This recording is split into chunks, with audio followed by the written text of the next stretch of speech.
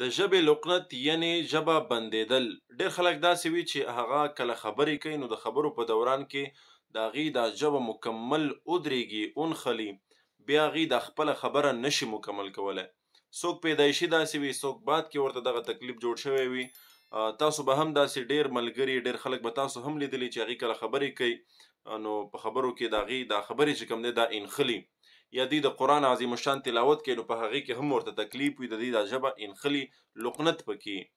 نو دغسې ډېر خلکو ما سره هم رابطه وکړله چې زمونږ ژبې نښلي او دې دپاره موږ ته څه عمل وښایي. نو انشاءالله په دغه نننۍ ویډیو کې به موږ تاسو ته د قرآن عظیم الشان نه یو 3 اسان او مختصر عملونه درښایو. کله چې دا عملونه ستاسو په زندګۍ کې راشي نو بیا چې کومو خلکو ته دغه تکلیف دی، د ژبې لقنت دی، نو کله چې تاسو دا عملونه بیا کوئ نو انشاءالله دغه لقنت به ستاسو مکمل ختم شي. ستاسو ژبه چې ده دا به فصیح شي، کولاو به شي، بیا به تاسو په خبرو کې، تاسو په تلاوت کې انشاءالله تکلیف نه وي. نو دا عمل چې دی ډېر مجرب عمل دی. دې نه مخکې چې دا عمل مونږ کومو ملګرو ته ښودلی دی یا چاته چې دا تکلیف و نو هغې الله رب العزت مکمل صحت یاب کړي دي، بیا د هغې ژبې چې دي بلکل صفا شوي دي، هغې ته بیا په خبرو وغیره کې تکلیف نه و.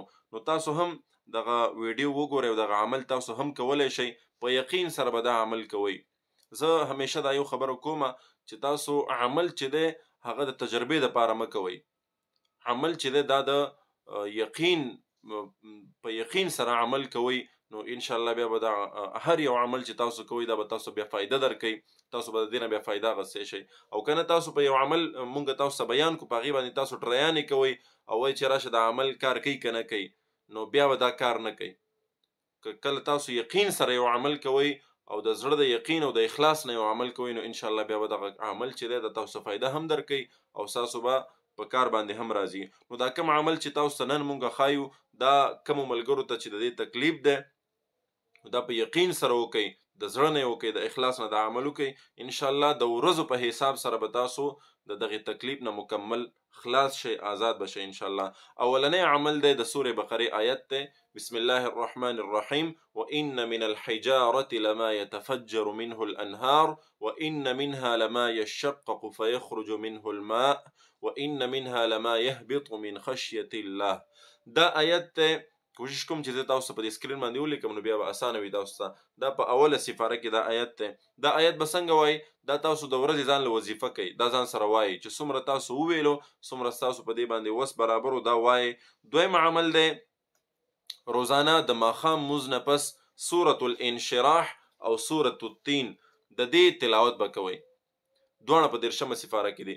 انشراح ألم نشرح لك صدرك ووضعنا عنك وزرك إلى آخره، آخره پورې دا صورت.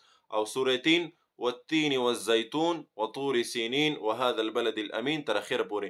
دا 2 سورتونه دي، د دې به تلاوت کوئ یا 21 شپېرې 21 مرتبه چې ورته وایي، یا د دې نه زیات چې څومره تاسو کولی شئ نو ښه به ډېر په عاجزۍ سره او ډېر په صحیح طریقې سره به د تلاوت کوئ، په سوچ سره. نو انشاءالله الله رب العزت به دې سره هم تاسو صحت یاب کی.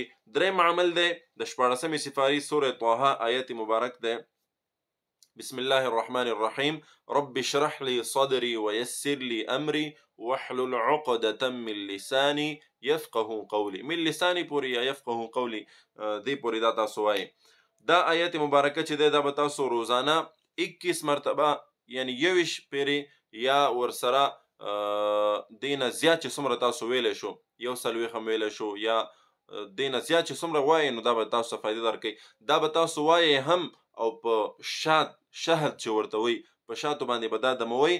کم کس چې د دې زبان د لقنت بیمار دی دغه شات به بیا دغه کس خوري، په هغه باندې به یې خوروئ نو انشاءالله الله رب العزت به د ورځو په حساب سره د دغې تکلیف نه صحت یاب کړي. ډېر زمونږ ملګري اکثر مونږ کتلي چې هغې ته ډېر تکلیف وي، کله چې هغې خبرې کوي نو په دې خپله خبره کې ونښلي او بیا غریب لګیا وي کوشش کوي خبر را جوړوي خو نشي جوړولی. نو انشاءالله دا داسې عملونه دي چې دا تاسو په یقین سره وکئ، په اخلاص سره وکئ، بار ویم نو انشاءالله دا به تاسو ته ډېره فایده درکړي او ستاسو د زبان دغه لقنت چې دی دا مکمل ختم شي او ستاسو ژبه چې ده دا فصیحه شي، کولاو به شي. د ثواب په نیت باندې دا عمل چې دی نور ملګرو ته هم ورسوئ. ډېر ملګري به په دې کې مبتلا یي خو پته به ورته نه وي. تاسو دا عمل ورسوئ، دغه ویډیو شیر کړئ، هغې ته به فایده ورسېږي، الله به تاسو اجرونه درکړي.